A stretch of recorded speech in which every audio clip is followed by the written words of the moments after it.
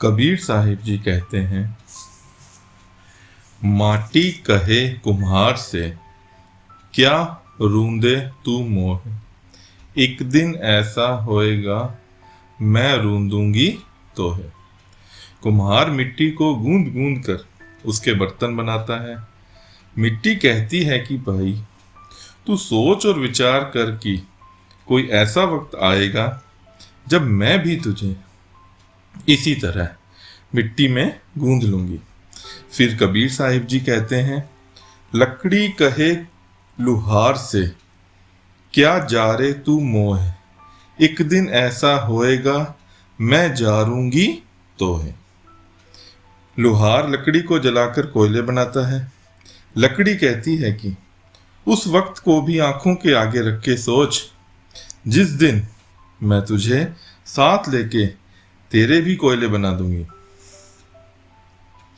महात्मा ठोकर लगाकर खबरदार करते हैं कि तुम देह में बैठकर अहंकार किस चीज का कर रहे हो।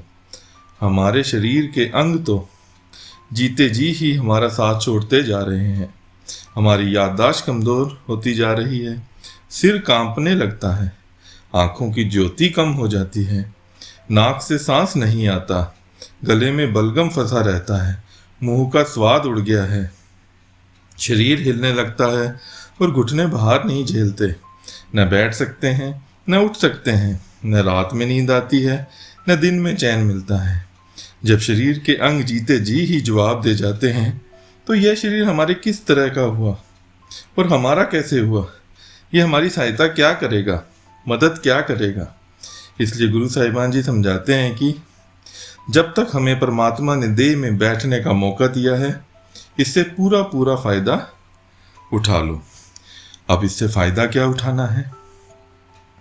न तो देह को इतना दुख देना है कि इसके अंदर बैठकर हम मालिक की भक्ति ही न कर सकें, और ना इसको इतना सुख और आराम में रखना है कि ऐशो आराम की तरफ ख्याल चला जाए।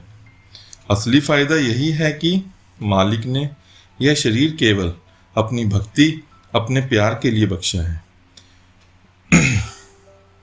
जो दुनिया की धन दौलत, दुनिया के राजपाट, जायदादें, हवेलियां, मकान, जिसको अपना अपना कहकर हम इतना गर्व महसूस करते हैं, ये भी झूठे हैं। ये भी धोखा देने में लगे हुए हैं। आप इंतकाल देख लें। जब हमने ये ज़मीनें, ये मकान बुजुर्गों के नाम नहीं रहने दिए, हमारे बाल बच्चे पोते हमारे नाम कहाँ रहने देंगे।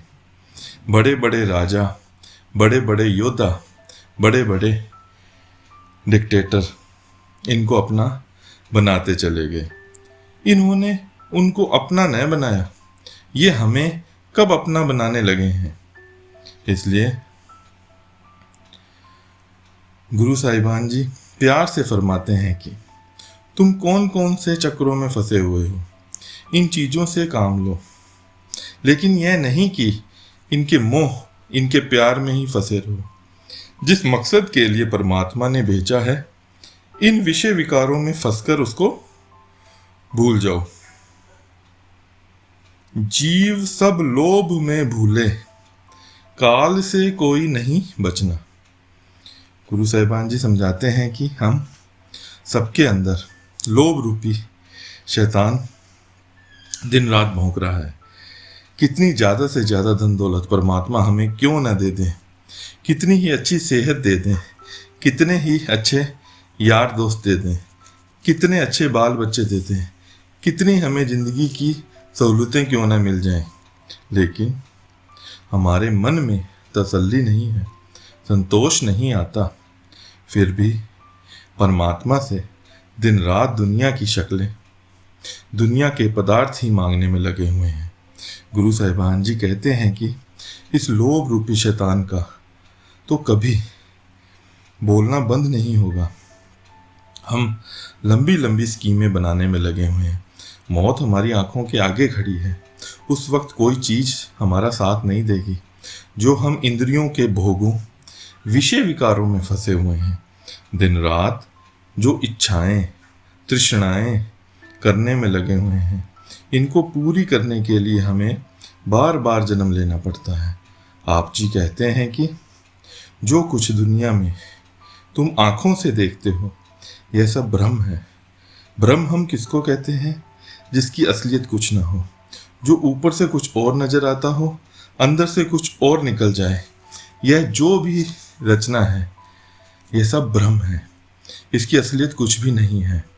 ऊपर से हमें दुनिया सुंदर नजर आती है, अंदर से पड़ताल करके देखो कुछ भी इसके अंदर नहीं है। तुलसीदास साहिब ने इसको गैर कहा है। आप जी कहते हैं ध्यान गैरों का उठा उसको बिठाने के लिए। भाई, अगर तू चाहता है कि परमात्मा तेरे हृदय के अंदर आकर बैठे तो इन गैरों में से अपना मोह, अपना प्यार निकाल ले। अगर ये गैर हैं तो अपना कौन है? अपना सिर्फ एक परमात्मा है। गुरु नानक साहिब जी इस रचना को दूजा या दूसरा कह के याद करते हैं। उस एक परमात्मा के अलावा सब कुछ दूसरा है। जो कुछ दूसरा है इसे नष्ट हो जाना है, फना हो जाना है। गुरु साहिबान जी कहते हैं कि हम मालिक से रोजाना वे चीज़ें मांग रहे हैं जिन्हें नाश हो जाना है। परमात्मा कितनी ही धन दौलत क्यों न दे दे, दुनिया के अंदर कितनी ही मान बढ़ाई क्यों न दे दे, कितनी ही जायदादें हमें क्यों न बना लें, ये चीज़ें आखिर यहीं छोड़कर जाना पड़ेगा। इन्होंने कभी किसी का साथ नहीं दिया, न ही ये हमारा साथ देंगी। अगर ये चीज़ें साथ जाती तो हमारे हिस्से में कुछ नहीं आना था। लोग पहले ही बुक करके बेच देते। इसलिए आप जी कहते हैं कि हम तो यूं ही वहमों भ्रमों में फंसे हुए हैं। अपने अंदर संतोष रखना चाहिए। जो कुछ मालिक ने दिया है उसके लिए मालिक का शुक्रिया करना चाहिए। तृष्णा अग्नि जग जारा, पड़ा सब जीव को तपना, नहीं कोई राह बचने की, जले सब नरक की अगिना। गुरु साहिबान जी कहते हैं कि हम दिन रात मन में इच्छाएं तृष्णाएं करने में लगे हुए हैं। यहाँ इच्छाओं और तृष्णाओं की आग में जल रहे हैं। मौत के बाद हमें नरकों की आग में जलना पड़ेगा। हम जो जो इच्छाएं तृष्णाएं करते हैं उनको पूरा करने के लिए हमें जन्म लेना पड़ता है। परमात्मा उस जगह जन्म देगा जहाँ जाकर उन इच्छाओं को पूरा कर सके। गुरु साहिबान जी कहते हैं आसा पर्वत जेड़ियाँ, मौत तनावा हेठ की इच्छाएं तृष्णाएं तो हमारी पहाड़ से भी ज़्यादा हैं और मौत हमारे पैरों के नीचे खड़ी है।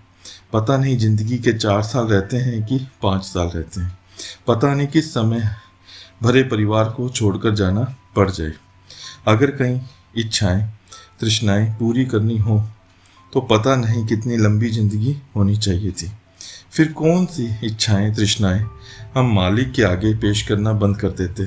15-20 इच्छाएं करते, वे पूरी नहीं होती कि 25-30 और मालिक के आगे पेश कर देते हैं। जो भी हमारे मन की मर्जी के अनुसार पूरी नहीं होती वे हमारे लिए दुख का कारण बनकर खड़ी हो जाती है। इच्छाएं न तो कभी किसी की पूरी हुई हैं और न कभी हो सकती हैं। इसलिए गुरु नानक साहिब जी फरमाते हैं देदा दे लदे थकी पाए, जुगा जुगंतर खाही खाए। भाई, अच्छी तरह इस चीज़ को मन में बिठा ले कि युगों युगों से तू परमात्मा से मांगता चला आ रहा है। वह दाता तेरी इच्छाओं के मुताबिक तुझे देता चला आ रहा है। उसका नतीजा क्या है? अभी तक हम सब इस 84 के जेल खानों में फंसे हुए हैं। जब तक हम परमात्मा को नहीं मांगेंगे तब तक हमारा देह के बंधनों से कभी भी छुटकारा नहीं हो सकता।